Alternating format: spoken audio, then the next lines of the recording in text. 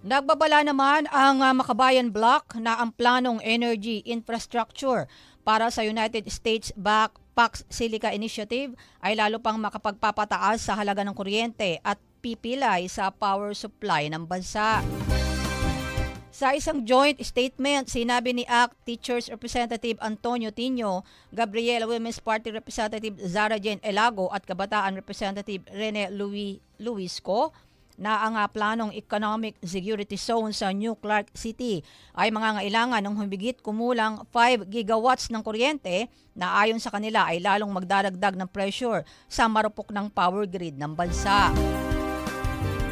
Ang pahayag ay lumabas ilang araw matapos talakayin ni Pangulong Ferdinand Marcos Jr. at US Secretary of State Marco Rubio ang pagsusulong ng alyansa ng supply chain ng Pax Silica at ang unang economic security zone nito sa Clark. Sinabi ng Makabayan Block na nangako ang US ng mahigit $100 million na bagong foreign assistance para sa pagsuporta sa naturang infrastruktura.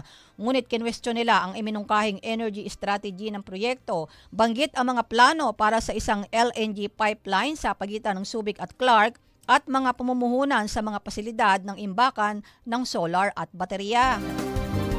Ayon sa mga mambabatas, gagawin itong dependent ang Pilipinas sa energy infrastructure na kontrolado ng mga dayuhan habang inililihis ang pampublikong pamumuhunan. Sa anila ay isang industrial project na pinamumunuan ng Amerika.